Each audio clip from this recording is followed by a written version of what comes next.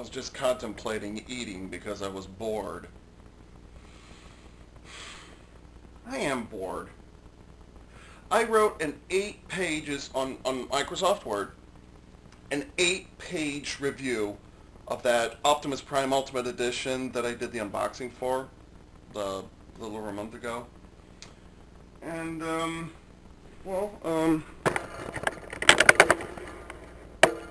there he is.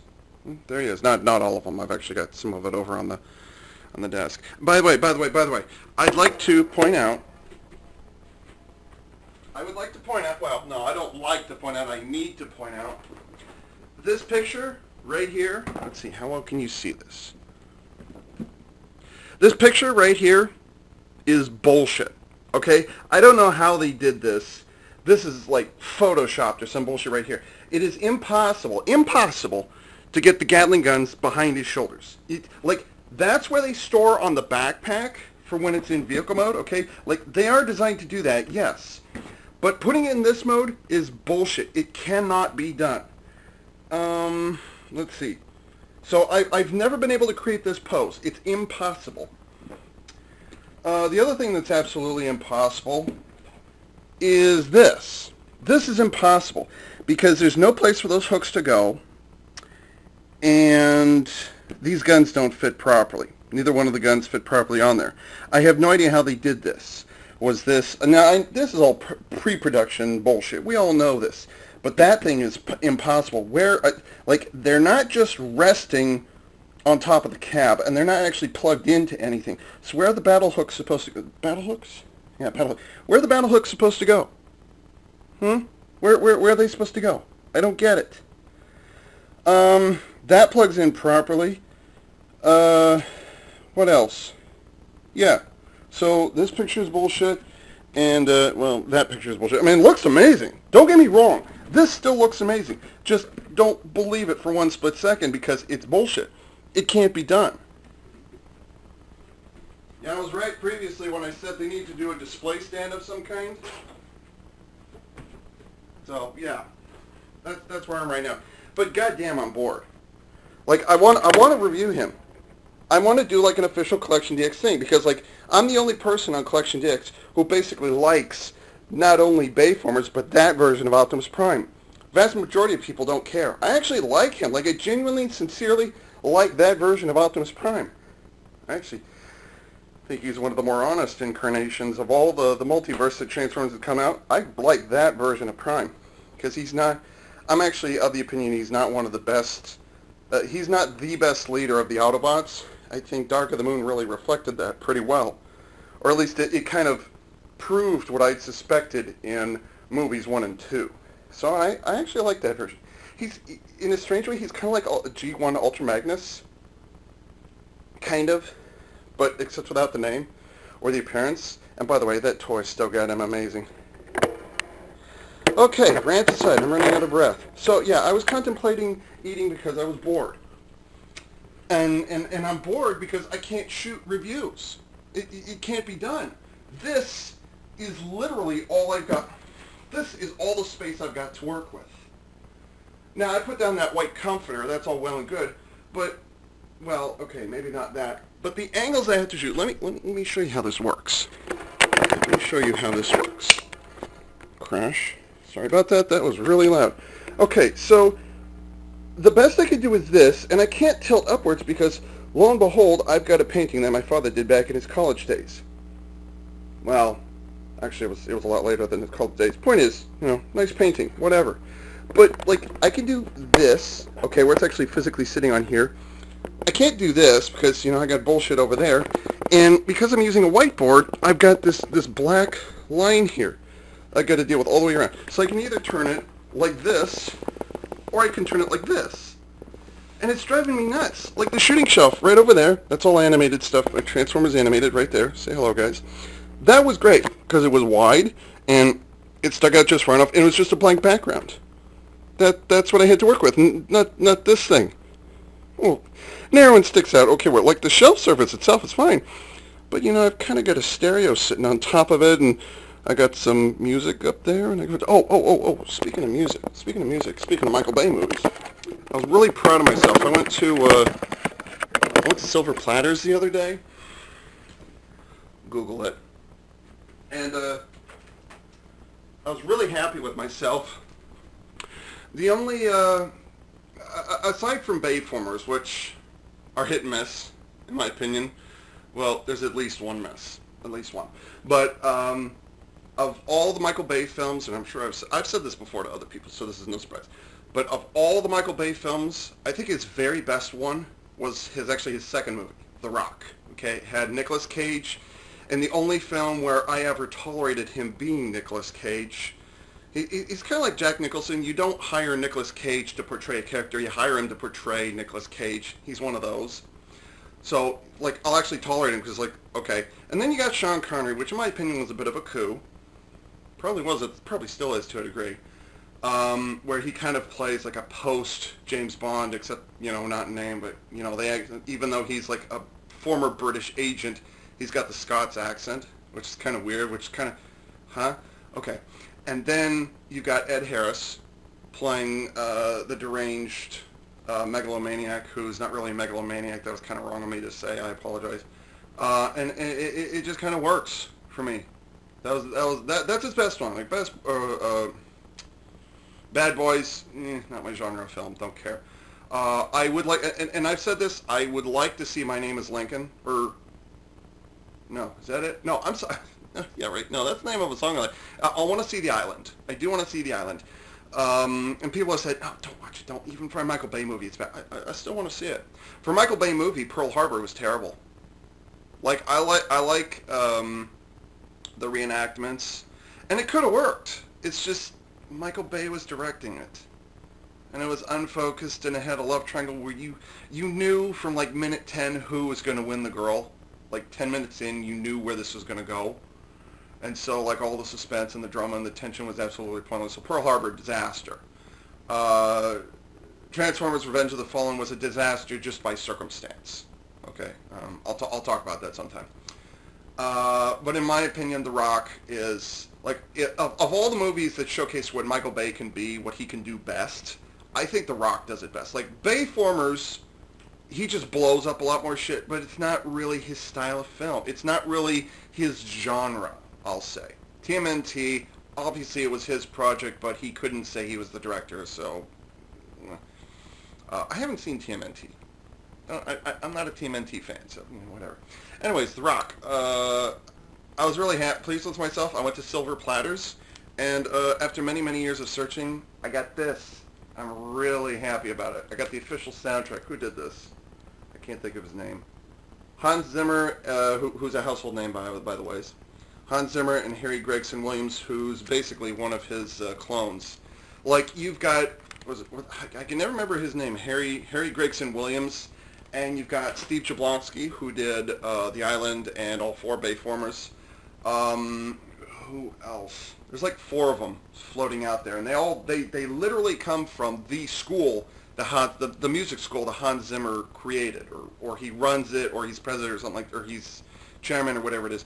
But anyways, and Hollywood, or people outside of Hollywood, okay, Hollywood's not complaining, but people outside of Hollywood say that they all sound exactly the same. Well, it's because they literally came from the same school that Hans Zimmer runs. So, whatever. But anyways, despite that, I'm so happy I got this. Seriously. Yeah. So yeah, I'm really happy I got this. And it's not, to be clear, it is not the album. Like, if I want to get those songs, I'll just buy the artist's individual albums. Why do we have to create a separate? I'll tell you, I've been haunted by this. I'll show you.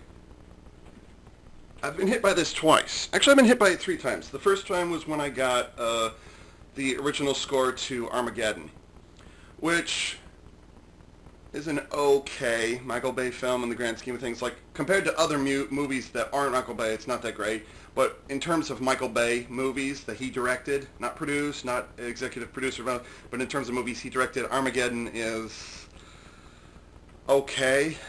Why'd you kill Luke Wilson's character? I don't get that one.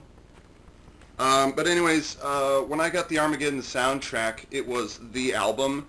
So I had a bunch of Aerosmith and a bunch of other bands, pop bands, like I really don't care.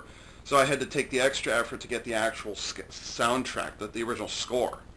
I got burned again shortly thereafterwards by Men in Black, which was composed by Danny Elfman. Now this, ironically, is not composed by Danny Elfman, except for the last two tracks right there. MIB main theme, MIB closing theme, which is basically the same thing twice, just rearranged a little bit.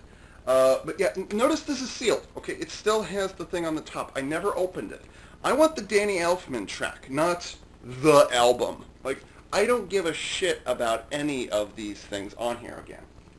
I don't care. Like, anybody want this? Because, like, it's out of date, and it's for a movie that everybody loves dearly, except maybe the people who read the original Men in Black comic. No comment there.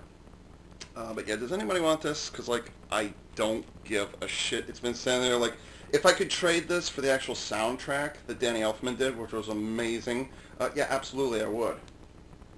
Dun, dun, dun, dun, dun, dun, dun, dun, dun, dun, dun, dun, dun, dun, dun. And I got bit again by this. Now, this is a movie that didn't do very well. It should have done well, but it didn't. Even I'll admit it's got some flaws to it, but that being said, Lost in Space actually was not bad. The soundtrack was surprisingly uplifting. Had some good stuff running through it. I really like it. But then again, it's the album, which has a bunch of artists which nowadays might be a little cringe-worthy. At least according to what I've been told, they're cringeworthy. But yeah, I mean, like, I don't want this. I actually had to go to eBay in order to get the real one, which is right, where is it? Here it is. In order to get the real album. This is the one I wanted. Who did this? Bruce Broughton, who was an idiot a couple of years ago. He tried to bribe the Academy Awards or whatever. He tried to get himself billeted for an award. He was an idiot. I know nothing about him beyond that, and that he wrote this. It's basically a Western in space in terms of the music he composed. I know you guys don't care about this, but this is my passion, collecting movie soundtracks that I actually like. But yeah, this is the actual original score.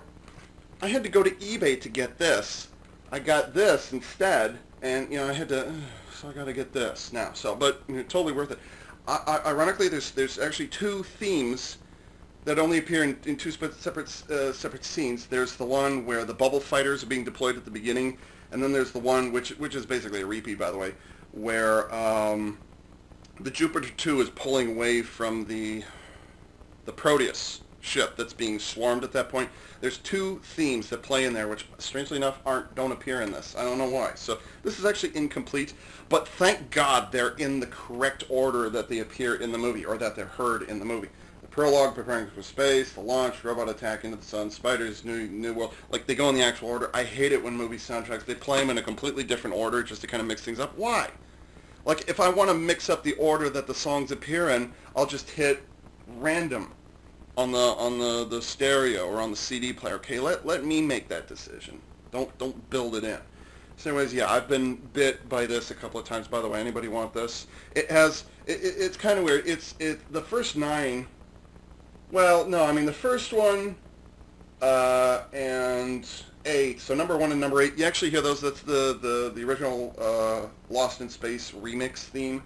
The others is just kind of background stuff, whatever. But then number 9 through 19 are the actual original score that you hear in the movie only. This is pure original score, and this is kind of half and half. So yeah, I don't want this either. I don't know how much they sold it for. Moving on. I've actually been trying to look for the original soundtrack. I finally made up my mind. I will get the soundtrack to Transformers Dark of the Moon, except they're not making it anymore, and I've just now realized it, and I'm more than a little disappointed. Where's that camera pointed? Totally not pointed where you want me to point it. Better. So yeah, I want to get the Dark of the Moon score that Steve Jablonsky did. So, yeah, because I decided it's actually good. You know, it's kind of unfair. I almost think that Steve Jablonsky doesn't deserve to be in a Bayformers movie because he just does good enough stuff that he doesn't deserve to be there, because Michael Bay just covers it over with with sound effects and just kind of people screaming and dialogue. He buries it, which I'm like, thank God Steve Jablonsky got it. Like, he was kind of sort of no-name at that point. He did, okay, yeah. I'm just glad, that Bayformers, of all the things that happened to Bayformers, Steve Jablonsky was one of the good things. I hope I'm saying his name right. I apologize. I'm really happy about that. That being said, I don't think those movies deserve a composer like Steve Jablonsky. Or maybe Michael Bay doesn't deserve to work with Steve Jablonsky. Maybe that's what I should say. Like, Bayformers absolutely deserved to have him, and it's an amazing fit.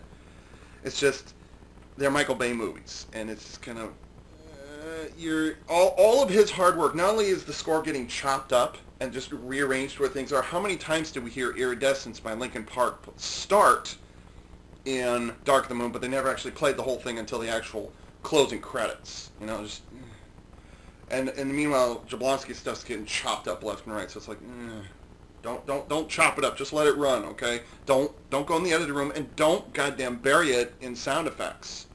Well, what's the point? You know what you should do, Michael Bay, if you decide to make Transformers 5, which rumor has it right now he's not going to. I know he said that for Age of Extinction, and he said he was never going to do Dinobots, whatever. But supposedly Hasbro and Paramount are just kind of, time for a reboot. So, shit, what was I going to say? That happens. Moving on.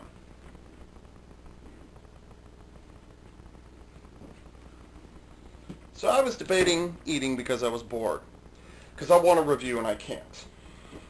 It's depressing. Like, how am I going to, I don't have room for a photo tent, if that's what you're asking. And even if I did have a photo tent, the things that I usually review are, 12 inches plus, and it's kind of difficult to do that, so it gets to be depressing that I can't. Is this high enough? I think that's a little better. The things I want to review are already big. Like, I'm not reviewing things that are that big. That, for a photo tent, okay, that's fair enough. But the things I usually do are so big, and they're usually not self-contained, like a car or little three positions. Like reviewing one of those would be great for a photo tent. But I can't do it, because you usually have to take things apart and, oh shit, I just tore apart the photo tent. Moving on. Yeah, I want to review. This took 3 weeks to get here from Japan, and I'd like to do a special shout out to Prime 92, who helped me in the acquisition of this. Thank you very much. And yes, it is that Prime 92,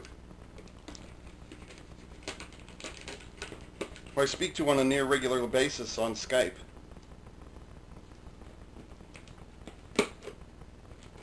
Anyway, she helped me with this, and oh god, I think I just cut the box. Oh shit. But anyways, I've been wanting one of these for a while now. And, yeah, must have. I had to wait 3 weeks for this thing to show up. And there was no tracking information on it. I bought it on the 12th, and today's the 30th, last day of the month. Now, to be fair, if I tried to ship something overseas, I might end up with the same problem. But the guy gave a range of a month. Like, if you buy it on June 12th, it might, or no, I'm sorry, if you bought it on June 12th, it would show up anywhere between June 18th and July 7th. Like, that's the range he gave me. He gave me a 3-week range. And I'm like, or almost a 4-week range. I'm like, are you kidding me? I tried to ship internationally once, and it was a disaster. I'm not talking ship to Canada. I tried to ship to Puerto Rico, I think it was, and just, it was a disaster. I'm just not meant for that kind of shit.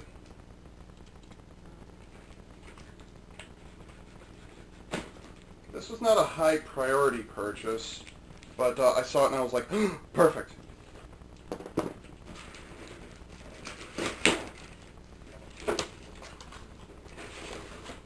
Holy shit. It's intact. Holy shit, is this? No, it's been opened previously, which I knew. It's used. But holy shit, it's intact. Yes. That's a good size, too. I'm liking this. This is good. Let's see. I I gotta adjust that camera one more time because I just don't feel it's in the right place. Well, I guess it is. Okay, so... Okay. But yes, for the record, two things. One, wait, maybe it's only one thing. This is called the Falcon Summoner, whether it's in Power Rangers or in Gal Ranger. I think this is the first example where the Japanese name was carried over to the US version, legitimately.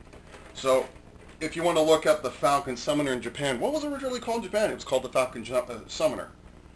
Okay, so then I don't understand. What you said in the U.S. it was called the Falcon Summoner. What's it called in Japan? Falcon Summoner. No. What's the Japanese name? Falcon Summoner. No. What's the kanji name? Falcon Summoner. Like it's literally that, Falcon Summoner. Now, whatever this says Falcon Summoner. I assume this is Falcon Summoner. I mean, it might say something different, but yeah.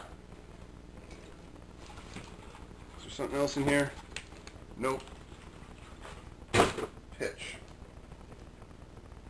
Crack this bad boy open.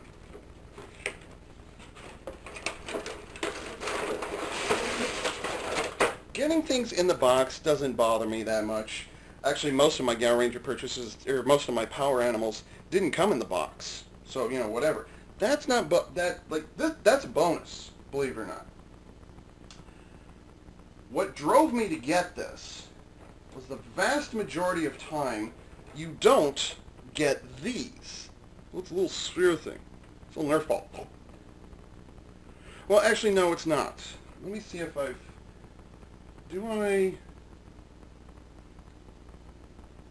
Hang on, I'll be right back. Okay, so, fortunately I was able to get to this one. Now, this isn't the one I'm going to regularly use. I'm going to have to tear my closet apart at some point so I can get to the real ones. Well, not the real ones, but... yeah, by the way, I was just saying most of the Power Animals I got without boxes, and then I pull out a box for a Power Animal. Yes, I recognize the irony of that statement. But anyways,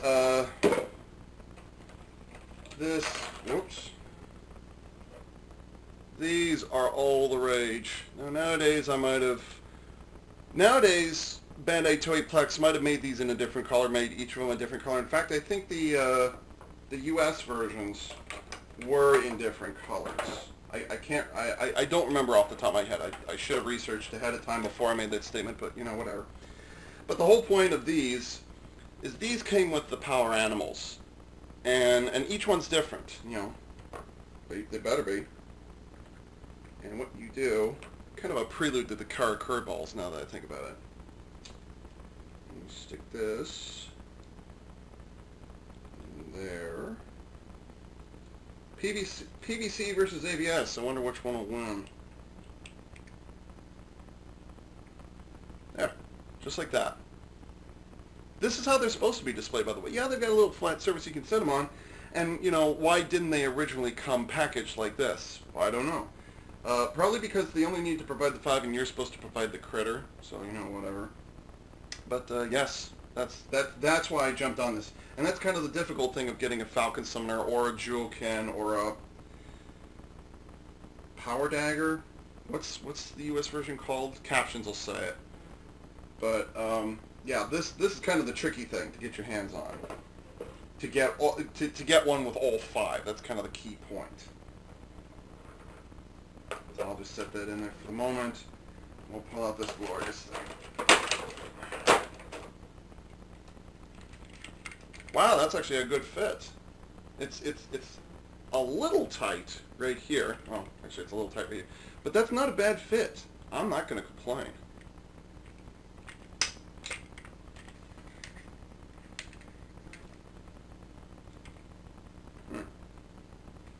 Battery compartment. Where are you? Right there.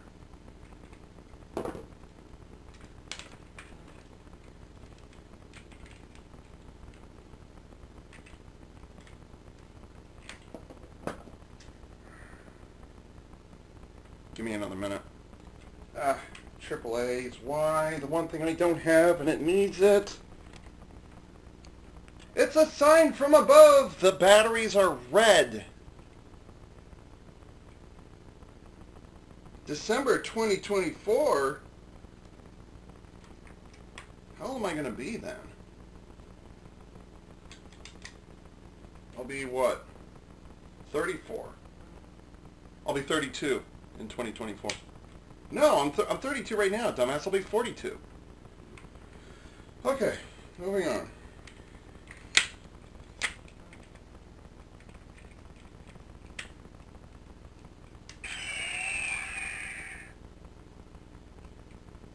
At least the audio still works. Got what I needed out of that.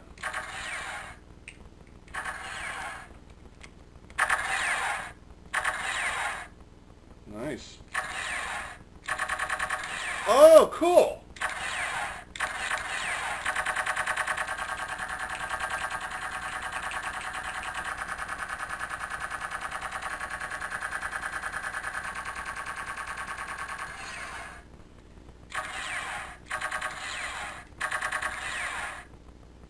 That's awesome.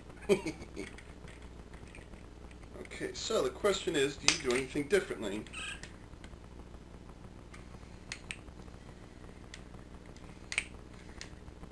That it chirped at me. It did chirp at me.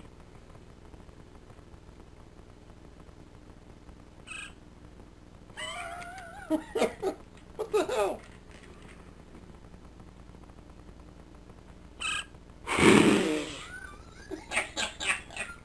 It chirps at you to let you know it's on. That's amazing. Okay. Aww. Okay, without squeezing the trigger.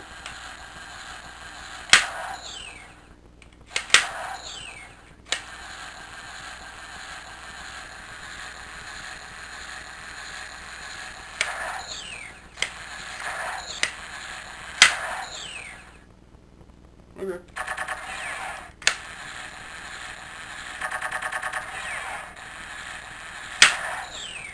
Okay, so this is before the era of smart toys.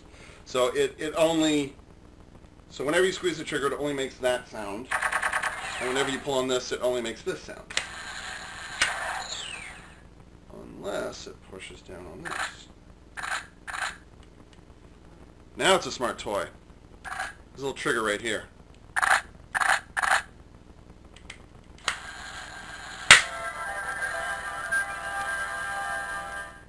I'm so smart.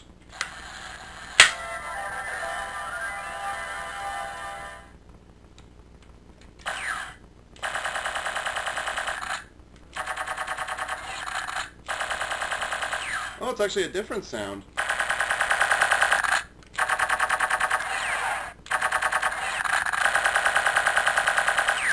Brutality. Okay. Now all I need is a Juoken, which has been tricky. That chirping thing just kills me. Which has been the difficult thing to do, considering how difficult it is to usually find these with with all of the orbs. And by the way, I'm pretty certain the orbs don't require you to.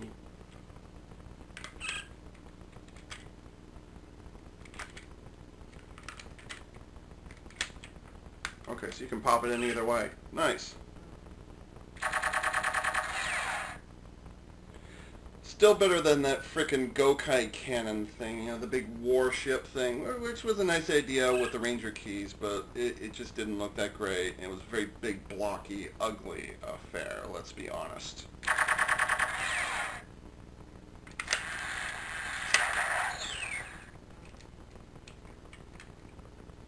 Well, I don't see any other hidden triggers. Looks like it's just this one in the back. Yes, satisfaction has been achieved. Now all I need to do is get myself a Juoken, which, would I get it with a little hip holster thing? Yeah, I'd like to. I'd like to get it with a hip holster, but it won't be required. I would like to get it with at least one of the jewels.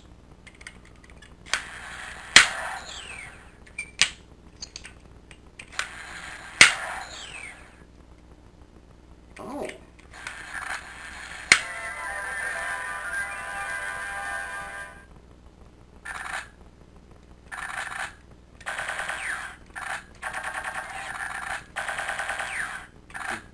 Okay, so Clearly there's no sensors in either of these joints here to tell it that it's transformed, which I can kind of live with that. That's great.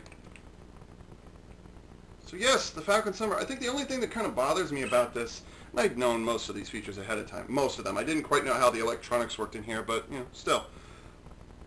Only thing that bothers me really is they insisted on putting a red LED inside of green eyes. You know, it's green transparent plastic, but for whatever reason they insisted on using a red LED. I don't get that. You know, Optimus Prime over there, he very much has blue eyes, but for whatever reason they insisted on using yellow, which turns his eyes green.